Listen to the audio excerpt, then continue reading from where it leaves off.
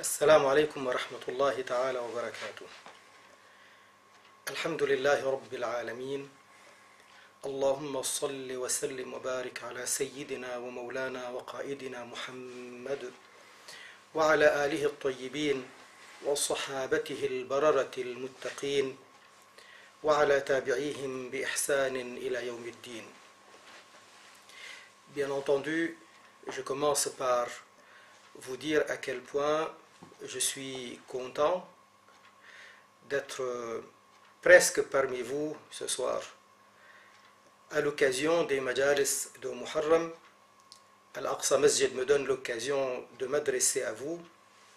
Et donc, je vous exprime mes sentiments de joie, mes sentiments de proximité avec vous. Je n'ai pas oublié les moments de Al-Masjid, je n'ai pas oublié les majalis de Muharram et les autres occasions que nous avions partagées ensemble. Donc, Alhamdulillah, comment dire en mauricien, mou content, tout cela me fait plaisir, et d'autant plus que nous sommes dans l'année 1438 de l'Hijra. Donc une occasion Mubaraka Inch'Allah, une année Mubaraka Inch'Allah pour vous, pour nous, pour vos familles et pour toute la Ummah de l'Islam. Le mois de Muharram nous rappelle l'occasion bien entendu de la Hijra. Le mois de Muharram nous rappelle à quel point notre Nabi alayhi salatu wassalam a fait d'efforts et a fait de lutte pour que ad-din al-haqq, din al-islam, ad-din qui a été choisi par Allah Azza wa Jal pour ses ibad, pour ses bandas, afin que ces ibad choisissent le mieux pour eux-mêmes, pour leur salut dans cette vie et dans l'au-delà. N'est-ce pas? Allah Azza wa Jal a dit dans Al-Qur'an al-Karim, donc je dis ba'da a'udhu billahi minash shaytanir rajim, Inna Allah astafa lakum ad-din. Donc ça c'était l'appel de Sayyiduna Ya'qub alayhi salam. Il leur avait dit à ses enfants, Inna Allah astafa lakum ad-din fala tamutunna illa wa antum muslimun. Allah, il vous a choisi ad-din. C'est quel din? Din al-Islam. Fala tamutunna illa wa antum muslimun. Tâchez, ça veut dire faites effort, faites tout ce que vous pouvez comme possibilité afin de garder ce din. Et au moment de l'wafat, vous êtes musulmans, vous êtes mu'minin, vous êtes muslimin. Din al-Islam, c'est le din de tous les anbiya alayhim as-salam. Allah Azza wa Jal, il a choisi din al-Islam pour les malaïka kiram, pour les anbiya kiram alayhim as-salam, et il nous a privilégiés par An-Nabi Muhammad alayhi salatu wassalam, le meilleur de tous les anbiya et de tous les mursalines, afin qu'il nous annonce à nous din al-Islam. Ce din-là qui est choisi par Allah Azza wa Jal pour le salut de l'homme dans cette vie et pour son salut dans l'akhirah. Allah Azza wa Jal, il dit par privilège pour nous, Allah Azza wa Jal, il dit, et ce jour-là, le jour de la révélation de cette ayah, c'était le jour de Arafah et c'était un jour de Jumu'ah. Allah Azza wa Jal, il révèle à son Nabi alayhi salatu wassalam, Al-yawma akmaltu lakum dinakum. Aujourd'hui, au jour de cette révélation, c'était le jour de Jumu'ah, le jour de Arafah, quand un Nabi alayhi salatu wassalam était dans Hajjatul Wada', le pèlerinage de l'adieu, Al-yawma akmaltu lakum dinakum. Aujourd'hui, je vous ai parachevé votre din. Ça veut dire, je vous ai envoyé l'ensemble des lois concernant votre din. Toutes les lois, tous les ahkam concernant votre din, ça y est, c'est parachevé. On arrive à la fin. Vous avez tout. Al-yawma akmaltu lakum dinakum. Wa atmamtu alaykum ni'mati. Et je vous ai accordé ma grâce, ma ni'ma, à la perfection, au complet. وَرَضِيتُ لَكُمُ الْإِسْلَامَ دِينًا. Et j'ai agréé, approuvé, accepté pour vous l'islam comme religion. Et c'est pourquoi c'est un emblème. Ça veut dire, c'est un symbole très important quand un musulman, il dit « Ashhadu an la ilaha illallah wa ashhadu anna Muhammadan Rasulullah sallallahu alayhi wa sallam ». Et aussi, lorsqu'il dit « Raditu billahi rabba », je suis content, content de l'islam comme étant mon dîn. Raditu billahi rabba. D'abord, au départ, je suis content, je suis satisfait, je suis fier que Allah Azza wa Jal, lui c'est mon Rabb. Raditu billahi rabba. Wa bil islam dina. Et je suis content, je suis fier, je suis satisfait que mon dîn soit l'islam. Wa bi Muhammadin nabiyya. Et je suis content, fier, et je suis absolument satisfait que mon Nabi soit Muhammad sallallahu alayhi wa sallam, Sayyiduna Rasulullah alayhi salatu wa salam.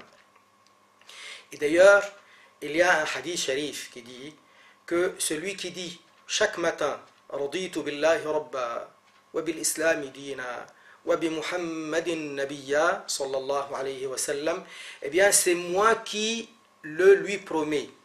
Je le prendrai par la main Yawm al-Qiyamah jusqu'à ce que je le fasse entrer dans Al-Jannah. C'est moi qui le lui promets. Je le prendrai par la main Yawm al-Qiyamah jusqu'à ce que je le fasse entrer dans Al-Jannah. Raditu billahi rabba wa bil islami dina wa bi sayyidina Muhammadin sallallahu alayhi wa sallam nabiyyan wa rasula. Donc, le musulman, il pose ça comme fierté, comme symbole, comme emblème. Et Al-Hijra al-Sharifa était aussi un symbole de cette lutte forte avec beaucoup de sacrifices de la part de notre Nabi sallallahu alayhi wa sallam. Rappelez-vous, pendant 13 bonnes années à Mecca al-Mukarrama, où il y avait souffrance, tourment, il y avait beaucoup de Sahaba radiyallahu ta'ala anhum qui étaient carrément dans la torture, sous la torture. Et certains parmi eux avaient succombé à la torture, jusqu'à Ash-Shahada. Sayyiduna Yasir, le papa de Sayyiduna Ammar ibn Yasir, radiyallahu ta'ala anhuma. La maman, et c'était sa Shahada, sa wafat, c'était avant. C'était la première shahida dans l'islam, Sayyida Sumayya, la maman de Sayyiduna Ammar, radiyallahu ta'ala anhum, wa radiyallahu ta'ala an as-sahabati al-kiram. Donc, il y avait la torture. Il y avait aussi tellement de pression que Nabi alayhi salatu wassalam a permis aux Sahaba de partir en hijra. La première fois, c'était une hijra en Éthiopie, dans Al-Habasha. Al-Habasha, l'Abyssinie, auprès de Al-Najashi, l'empereur, le roi de Al-Habasha de l'époque. Quelques mois plus tard, ils étaient de retour à Mecca parce qu'ils avaient entendu des rumeurs comme quoi les Quraysh s'étaient convertis à l'islam. Mais ce n'était pas vrai. Alors, de nouveau, il y a eu un nouveau départ, une deuxième hijra, toujours dans Al-Habasha, en Éthiopie, en Abyssinie. C'était la pression, c'était les tourments, c'était la torture, c'était la violence dans de toutes les façons et de toutes les manières qu'il pouvait le faire. Al-Nabi alayhi salatu wassalam était resté physiquement dans sa personne loin de leurs attaques jusqu'à la mort de son tchatcha, de son oncle paternel Abu Talib. Et peu de temps après, quelques jours plus tard, c'était al-wafat de Sayyida al-Mu'minin Khadija al-Kubra radiyallahu ta'ala anha. Et cette année-là, Nabi alayhi salatu wassalam, il avait 50 ans. Cette année-là, Nabi alayhi salatu wassalam, il l'avait appelé Am al-Huzn, ça veut dire l'année du chagrin, l'année de la tristesse, tellement c'était difficile. Nabi alayhi salatu wassalam, avant qu'il n'arrive à cette date-là, à cet événement-là, tragique, difficile, éprouvant, il avait passé 3 années dans l'embargo, dans le shab de Abu Talib. Lui et les Sahaba Kiram radiyallahu ta'ala anhum, mais aussi tous les Banu Hashim et les Banu al-Muttalib. Alors, nous savons que le papa de Nabi alayhi salatu salam, Sayyidi Abdullah, le papa de Sayyidi Abdullah, c'était Abdul Muttalib. Et le papa de Abdul Muttalib, il s'appelait Hashim. Donc tous les descendants de l'arrière-grand-père de Nabi alayhi salatu salam, du papa de son dada, c'était les Hashimiyin. Et le frère de Hashim s'appelait Al-Muttalib.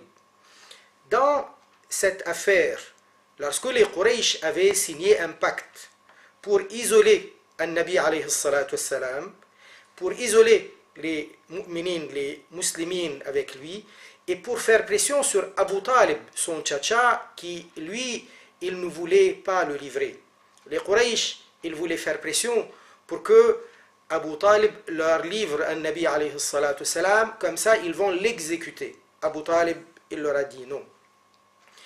Alors, Abu Talib a accepté le défi et il est resté dans l'isolement avec An-Nabi al-Karim sallallahu alayhi wa sallam, y compris tous les Hashimiyin, même les mushrikines parmi eux, à l'exception de quelques-uns, et notamment de Abu Lahab, la'natullahi alayhi. Mais les Muttalibiyin, les descendants de Muttalib, les avaient rejoints dans l'embargo, dans le Sha'b, dans le quartier. Enfin, Sha'b, ça veut dire un chemin entre deux montagnes. Mais c'était leur quartier, pendant 3 bonnes années. Une pression où ils ne pouvaient pas aller acheter à manger pour leurs enfants. Les Quraysh n'acceptaient ni de leur parler, ni qu'on vienne vendre auprès d'eux, ni qu'eux ressortent, aller à Mecca pour acheter quoi que ce soit, ni nikah, ni relation commerciale, rien du tout, même pas leur adresser la parole. C'était tellement difficile, surtout vers la fin, c'était carrément presque la famine. Tout ça faisait partie de la guerre acharnée de la part des Quraysh contre An-Nabi alayhi salatu wassalam. Quoi qu'il en soit. An-Nabi alayhi salatu wassalam, par la suite, il va à Taïf. Et c'est à Taïf qu'il a été très mal reçu. Et tout le monde sait à quel point notre Nabi alayhi salatu wassalam a supporté cela avec courage, avec bravoure. Et même avec beaucoup de rahma et compassion. Même par rapport à ces Quraysh-là qui ont été ô combien odieux et difficiles contre lui. Et d'ailleurs, sur son chemin de retour, lorsque Sayyiduna Jibra'il alayhi salam, il vient le voir et lui dit qu'il a Kotli, l'ange gardien des montagnes. Et il lui dit, il demande permission de vous adresser la parole, ya Rasulallah alayhi salatu wassalam. Notre Nabi alayhi salatu wassalam accepte. Et l'ange gardien des montagnes, il lui dit, Allah Ta'ala m'a donné permission d'obéir à ton ordre. Si maintenant toi, tu me donnes ordre d'abattre les Akhshabayn, ça veut dire les 2 grandes montagnes entre lesquelles les Quraysh habitent, les différents clans de Quraysh. Al-Akhshabayn, c'est Abu Qubays, et de l'autre côté, il y a une montagne à proximité, pareil, donc très grande montagne, de les abattre sur les Quraysh. Et notre Nabi sallallahu alayhi wa sallam, il a dit non, parce que j'ai espoir que même si Zot pas accepté ma mission, pas accepté din, pas accepté la foi, l'iman, eh bien j'ai espoir que Rabbul Alamin sorte de leur progéniture certains qui vont dire la ilaha illallah Muhammadur Rasulullah sallallahu alayhi wa sallam. Et effectivement, il manifeste par cela son khuluq, ses akhlaq, les manières les meilleures, le pardon, et puis après la compassion, la pitié, et pas seulement ça, que lui il ne regarde pas la question comme si c'était une affaire de vengeance.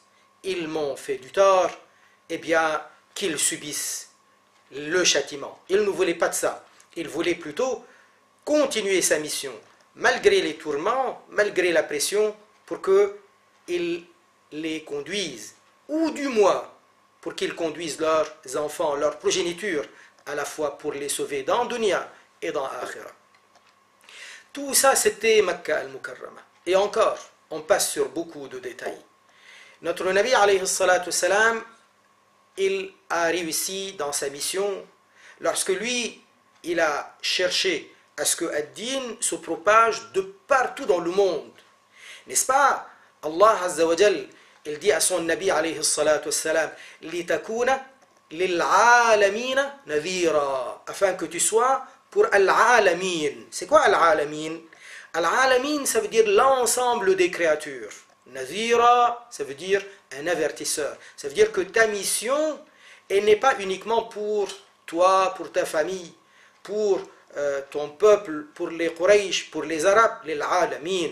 Ça veut dire l'ensemble des créatures. Quand on dit l'ensemble des créatures, ça veut dire y compris tous les bashar, toutes leurs couleurs, et de toutes leurs régions, tous les peuples de la terre, et aussi les djinns.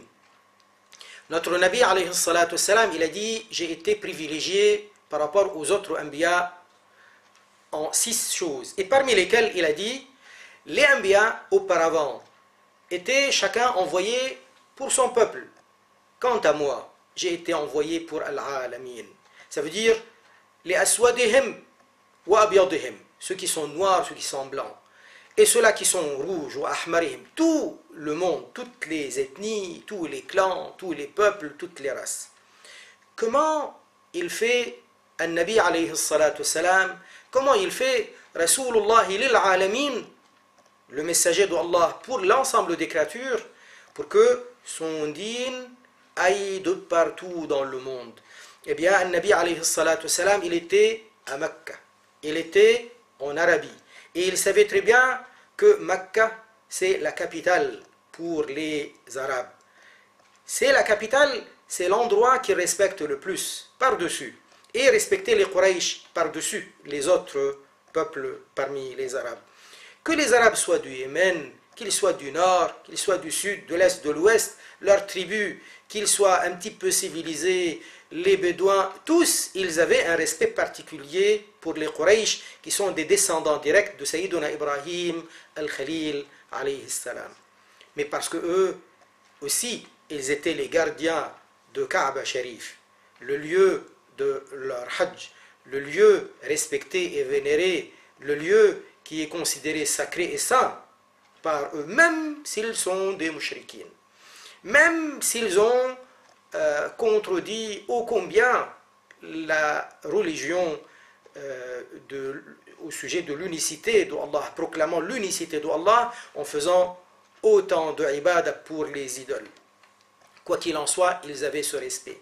Eh bien, notre Nabi, alayhi salatu salam, il a fait tout son maximum pour que les Quraysh deviennent musulmans. À partir du moment où les Quraysh deviennent musulmans, les Arabes acceptent. Et effectivement, c'est ça qui s'est passé. An-Nabi, alayhi salatu salam, il est parti à Madina. Et de Madina, il a propagé ad-din là où il peut. Et il a continué à faire pression d'une manière ou d'une autre. Et il y a eu des guerres sur les Quraysh. Cette pression sur les Quraysh a fini par Fatah Makkah, la conquête de Makkah. C'était l'année 8 de l'Hégire. L'année 8 de l'Hégire, la conquête de Makkah, à peine Makkah elle est conquise, eh bien les Quraysh, ils deviennent musulmans. Et An-Nabi alayhi salatu salam, il leur pardonne. Et il dit, Idhabu fa antum at-tulaqa. Partez, vous êtes libres. Et pourquoi? Parce que les Quraysh, eux, ils vont devenir les porte-drapeaux, les porte-étendards, les porte-pavillons de ce din à l'islam. D'ailleurs, en arrivant à Mecca, An-Nabi alayhi salatu salam, il avait donné ordre de ne pas divulguer ce secret, de le garder. 10 000 sahabi, radiallahu ta'ala anhum, 10 000, ils voyagent de Madina à Mecca, presque 500 km dans le désert, donc ils vont traverser ça en une semaine à peu près, entre 5, 6, 7 jours pour y arriver, tous armés, lourdement armés, préparés à la guerre. Et An-Nabi alayhi salatu salam, il ne veut pas que les Quraysh apprennent cette nouvelle. Il garde le secret. Et c'est pour cette raison-là que An-Nabi alayhi salatu salam, quand il a appris de la part de Sayyiduna Jibril alayhi salam que quelqu'un a fait fuir a fait fuiter, donc il a donné cette nouvelle, il a envoyé un message, une lettre, eh bien, An-Nabi alayhi salatu salam, il a envoyé Sayyiduna Ali radiallahu anhu et Sayyiduna Az-Zubayr radiallahu ta'ala anhu pour intercepter cette dame qui portait le courrier, et elle ne savait pas ce qu'il y avait à l'intérieur, et elle l'avait caché dans ses cheveux. Finalement, le secret est resté gardé. Il arrive, et pourquoi il fait comme ça, An-Nabi alayhi salatu salam, pour qu'il n'y ait pas d'effusion de sang. Parce qu'il veut épargner la guerre à Mecca al-Mukarrama, qui est al-Haram al-Sharif. Mais pas seulement, il voulait aussi épargner les Quraysh. Lorsqu'il arrive, le pavillon des Ansar, l'étendard, celui qui porte l'étendard des Ansar, était Sayyiduna Sa'd ibn Ubada radiyallahu ta'ala anhu. Et lui, il a chantonné une qasida. Et il a dit Al-yawma yawmul malhama. Aujourd'hui, c'est le jour du carnage. Et puis après, il a ajouté aujourd'hui, les Quraysh vont être humiliés. An-Nabi alayhi salatu salam, il apprend la nouvelle. Il convoque Sayyiduna Sa'd ibn Ubada radiyallahu ta'ala anhu. Et lui dit non, ce n'est pas vrai. Aujourd'hui, ce n'est pas le jour du carnage. Et aujourd'hui, c'est un jour où Allah yu'izzu Qurayshan. Il donnera gloire aux Quraysh. Qui faire? Il donnera gloire aux Quraysh alors qu'on vient en 10 000 combattants pour les soumettre, pour qu'ils nous donnent leur soumission, pour qu'ils viennent obéissants malgré eux. Pourtant, pendant de longues années, 13 années où An-Nabi alayhi salatu salam était à Mecca, et encore 8 bonnes années où il y avait des guerres entre An-Nabi alayhi salatu salam et les Quraysh. Bien entendu, pas à cause de Nabi alayhi salatu salam, mais c'est à cause des Quraysh, leur orgueil, leur acharnement, leur enmité, hostilité, leur arrogance, leur ardeur. Ils étaient riches, ils avaient beaucoup d'argent, beaucoup d'influence. Ils influençaient les Arabes de partout en Arabie. Ils les menaçaient. Et les Arabes, ils avaient peur de l'influence des Quraysh, de la pression, de la guerre avec les Quraysh, avec leur arrogance, leur armement, leur richesse. An-Nabi alayhi salatu salam, qui avait commencé seul, et avec ses akhlaq, il a gagné la bataille. Il arrive et il ne veut pas les tuer. Il ne vient pas pour les massacrer. Il vient pour leur apporter le salut. Effectivement, وَمَا أَرْسَلْنَاكَ إِلَّا رَحْمَةً لِلْعَالَمِينَ. Nous ne t'avons envoyé qu'en tant que rahma, miséricorde, pour al-alamin. Ça veut dire les créatures d'une manière générale. Et alors, qui faire? Allah yu'izzu Qurayshan ce jour-là où ils vont perdre bataille. Eh bien, quand ils vont perdre bataille, c'est une affaire matérielle, c'est une affaire d'orgueil, c'est une affaire de nafs, d'ego. Eh bien, une fois qu'on a dépassé l'orgueil, qu'est-ce qu'ils vont gagner? Ils vont gagner al-iman. Eh bien, c'est avec al-iman qu'il y a la gloire. C'est pas parce qu'ils ont fini par se soumettre qu'ils ont été humiliés. Au contraire, ils vont se soumettre à An-Nabi alayhi salatu salam et ils vont se soumettre à Allah azza wa jal. Et plus on se soumet à Allah azza wa jal, plus on gagne la fierté et les élévations. Le symbole de la soumission à Allah azza wa jal, c'est dans Sujoud. Quand l'homme, il pose le front par terre. Et quand l'homme, il pose le front par terre, et à ce moment-là, il est le plus proche de Allah azza wa jal. Au moment où il est dans le symbole de l'humilité, de la soumission, et le front et le nez par terre, ça veut dire qu'il est élevé, ça veut dire qu'il est grand. Cette grandeur-là, ils vont la gagner avec al-iman. C'était ça, la mission de Nabi alayhi salatu salam. Nabi alayhi salatu salam n'a pas voyagé jusqu'à l'Europe, il n'a pas voyagé jusqu'à l'Amérique, il n'a pas voyagé en Afrique. Nabi alayhi salatu salam, il a concentré son effort parmi les Arabes. Il en a fait un foyer de iman. Et ce foyer de iman, une fois bien cultivé, une fois bien éduqué, une fois avec l'ardeur de l'iman, avec les akhlaq venant de Nabi alayhi salatu salam, avec la compréhension de cette mission, ils ont propagé ad-din. Et le voilà dans le monde entier. Maurice, qui est en Afrique, qui est en plein milieu d'un continent, en Inde, en Chine, partout dans le monde, La ilaha illallah, Muhammadur Rasulullah sallallahu alayhi wa sallam. Cette hijra-là symbole tout ça, symbolise tout cela, parce qu'il y a aussi l'effort. Et regardez qu'est-ce qu'il nous donne comme leçon à Nabi alayhi salatu wassalam. Lorsque Sayyiduna Abu Bakr radiallahu ta'ala anh, il vient le voir et lui dit, permets-moi de partir en hijra, les sahaba sont partis, moi aussi je pars. Nabi alayhi salatu wassalam, il lui dit, non, attends, jusqu'à ce que Sayyiduna as-Siddiq al-Akbar radiallahu ta'ala anh comprenne que Nabi alayhi salatu wassalam l'a choisi pour qu'ils partent ensemble, pour qu'ils fassent al-hijra ensemble. Il était content, Sayyiduna as-Siddiq radiallahu anh. Quel privilège pour Sayyiduna Abu Bakr radiallahu ta'ala anh. Alors il a acheté 2 chameaux et il a commencé à les nourrir, à les soigner, en attendant le jour où Nabi alayhi salatu wassalam parte.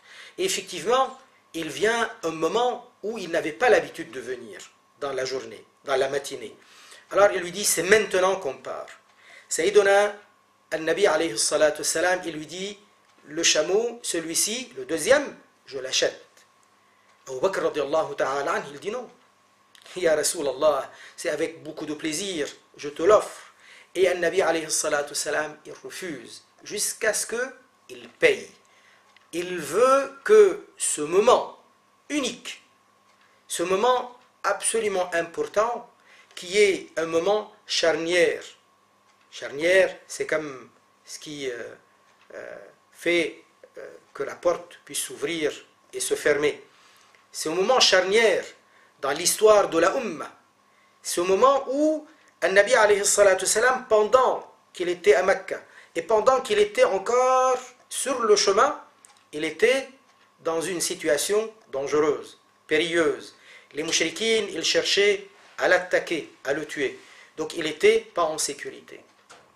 Une fois arrivé à Medina, ça y est, la situation a changé totalement. Il est devenu celui qui est en train de guider tout un peuple à Medina. Ils sont une force, un foyer suffisamment puissant pour qu'ils se défendent et attaquent aussi. Il peut attaquer quand il faut attaquer pour se défendre toujours, de toute façon. Eh bien, ce moment-là, il a voulu, Nabi alayhi salatu wassalam, qu'il fasse tout pour que ce soit avec son argent, avec son effort, avec sa fatigue physique. Nabi alayhi salatu wassalam qui, quelques années plus tôt, il a fait Al-Isra wal-Mi'raj. Il est parti de Mecca jusqu'à Jérusalem, sur Al-Buraq. Et de Jérusalem, de Al-Quds al-Sharif, il est monté dans le premier ciel, deuxième, jusqu'au 7e, et au-delà, jusqu'à ce qu'il entre dans Al-Jannah, jusqu'à ce qu'il voit Al-Arsh, jusqu'à ce qu'il voit Allah Azza wa Jal. Mais quand on dit jusqu'à ce qu'il voit Allah, ça ne veut pas dire qu'Allah l'y habite quelque part là-haut et l'y monte jusqu'à lui pour le voir. Ce n'est pas la question. Mais c'est un des privilèges. Nabi alayhi salatu wassalam, il a eu tous ces privilèges et en une partie de la nuit, en une petite partie de la nuit, il était de retour. Eh bien non, Al-Hijra, c'était pas pareil. Al-Hijra, c'était un voyage pendant une semaine. Pendant 10 jours exactement. Parce que pendant les 3 premiers jours, Nabi alayhi salatu wassalam, il était dans la grotte de Thawr, dans la montagne de Thawr, au sud de Mecca, pendant 3 jours. Et puis après, il est parti à Medina.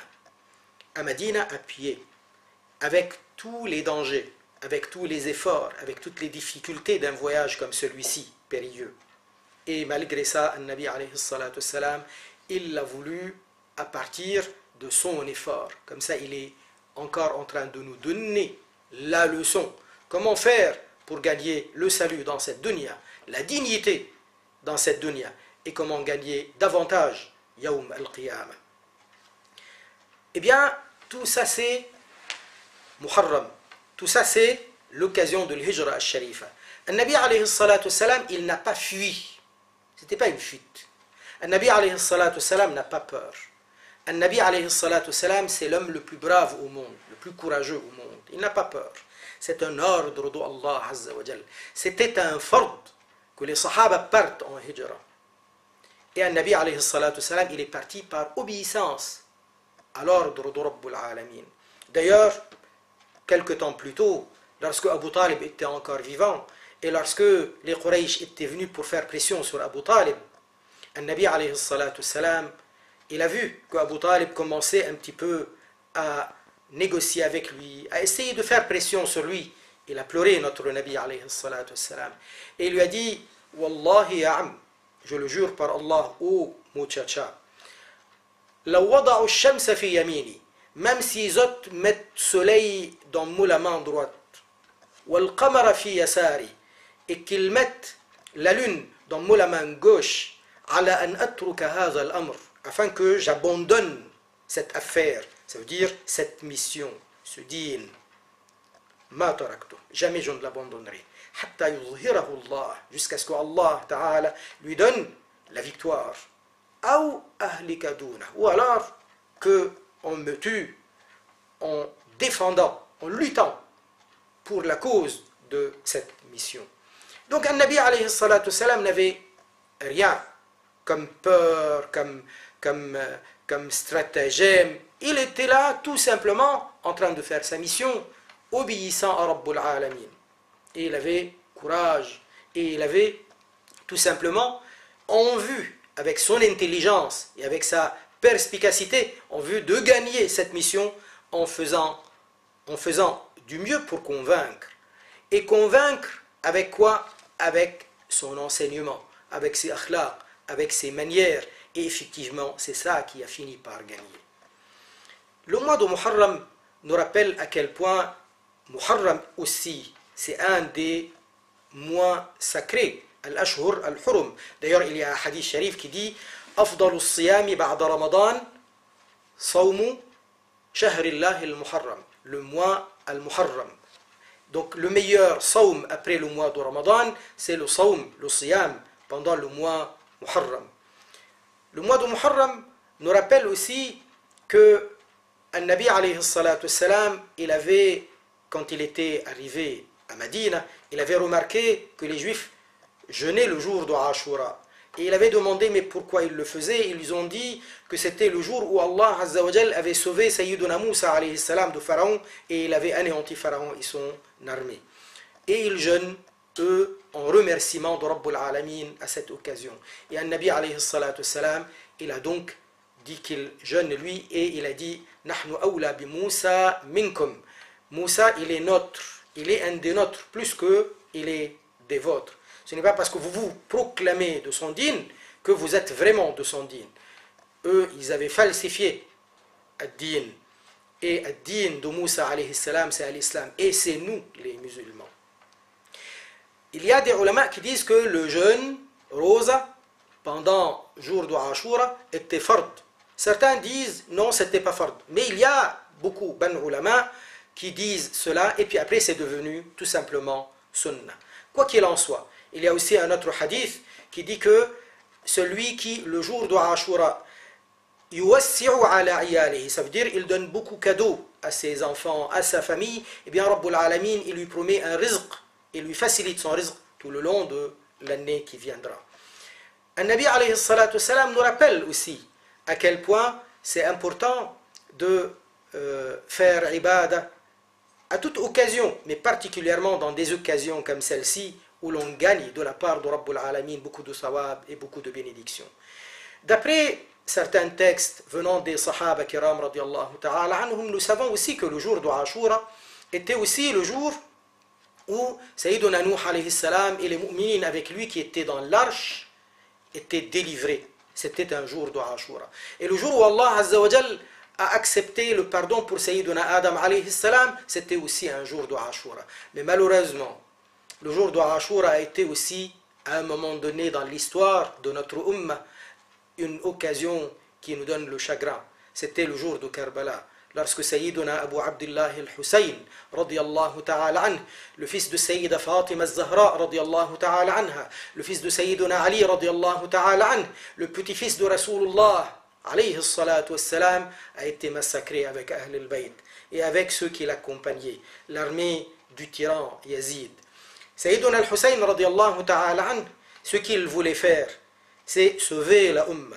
Ne pas accepter que la Ummah cède à la tyrannie de quelqu'un qui n'obéit pas à Rabbul Alamin, qui était un homme de al-khamr, du vin, de l'fisq, des grands péchés. Il ne voulait pas que la Ummah succombe à ce que quelqu'un aussi mauvais dirige cette grande Ummah, la Ummah de Nabi alayhi salatu wassalam. Il ne cherchait pas le pouvoir pour le pouvoir, il cherchait tout simplement à ce qu'il soit au service de cette Ummah. D'ailleurs, Sayyiduna Abu Bakr al-Siddiq radiallahu ta'ala anhu, il ne cherchait pas les privilèges du pouvoir, il cherchait à être khadim de la Ummah. La même affaire pour Sayyiduna al-Farouq radiallahu anhu. La même affaire pour Sayyiduna Othman Zun-Nourayn radiallahu ta'ala anhu. La même affaire pour Sayyiduna Ali al-Murtada radiallahu ta'ala anhu. Pour Sayyiduna al-Hassan radiallahu ta'ala anhu. Ce n'était pas les privilèges du pouvoir, c'était le service de la Ummah. C'était au service de la mission de Nubuwa. Khalifatu Rasulillah, ça veut dire il succède à la tâche de la responsabilité de la Ummah comme il l'avait légué notre Nabi alayhi salatu wassalam. Et là, bizan ilmuddin, bizan taqwa, bizan wilaya, bizan salah, les vertus, et tout cela, il les avait Sayyiduna al-Hussein, Abu Abdullah radiallahu ta'ala anhu. Et à l'opposé de cela, c'était Yazid, qui n'était pas digne de ce poste. Et Yazid, à savoir, lorsqu'il a été nommé dirigeant, il n'avait pas reçu la bay'a de Ahlul Hall wal Aqd. Ça veut dire les grands sahaba de l'époque, les grands ulama, les dignitaires de cette ummah. Il n'avait pas reçu cette bay'a. Donc il n'avait aucune légitimité. Et alors, il lui envoie 5000 soldats acharnés jusqu'à ce qu'il fasse le massacre de Karbala. Tout ça, pour nous, c'est Muharram. Rappelez-vous, An-Nabi alayhi salatu wassalam, il n'a pas demandé à sa ummah de lui donner de l'argent. Allah Azza wa Jal a dit قُلْ لَا أَسْأَلُكُمْ عَلَيْهِ أَجْرًا إِلَّا الْمَوَدَّةَ فِي الْقُرْبَى. Je ne vous demande pas, en échange de ma mission, de ce que je vous fais comme bien, ajra, un salaire. إِلَّا الْمَوَدَّةَ فِي الْقُرْبَى. Seulement une chose, al-mawadda fi al-qurba. Ça veut dire, soyez corrects, soyez amicaux avec al-qurba, avec mes proches. Et qui plus proche de notre Nabi alayhi salatu wassalam que ses enfants, Al-Hassan et Al-Hussein, Sayyida Shabab et Ahl al-Jannah, les deux maîtres des jeunes de l'Jannah, Rayhanata Rasulillah sallallahu alayhi wa sallam, les deux plantes odorantes, parfumées de notre Nabi alayhi salatu wassalam. Lorsqu'il disait, Ya Allah, je les aime, alors donne-leur tu mahabbat. Et lorsqu'il dit à sa ummah, celui-là qui m'aime, doit aimer Hassan et Hussein, radiyallahu ta'ala anhuma. Quoi qu'il en soit, An-Nabi alayhi salatu wassalam, c'est ça ce qu'il nous a donné comme directive concernant sa ummah, concernant Ahl al-Bayt. Lorsque An-Nabi alayhi salatu wassalam est entré sous la cape, sous Al-Aba, et il a appelé Sayyiduna Ali, Sayyida Fatima, Sayyiduna Al-Hassan et Sayyiduna Al-Hussein, et il a dit, Ya Allah, les voilà Ahl Bayti. Ya Allah, Allahumma fa'adhhib anhum al-rijs wa tahhirhum tathira. Ya Allah, élimine d'eux autres toute saleté, toute impureté, wa tahhirhum tathira, et purifie-les de façon nette. Tout ça, pour nous, c'est Muharram. Tout ça, c'est l'occasion de Ashura. Tout ça, c'est l'occasion qui nous rappelle notre Nabi alayhi salatu wassalam. Ces efforts et saluts afin que nous, on soit dignes de cette mission et que l'on soit porteur des akhlaq de notre Nabi alayhi salatu wassalam, de ikram, de rahma, de compassion, pour que notre but principal ne soit pas une affaire de fierté, une affaire de vengeance, une affaire de dunya, mais une affaire de akhirah. Wa subhanallah, walhamdulillah, wa la ilaha illallah, wallahu ta'ala a'lam, wa barakallahu ta'ala fikum.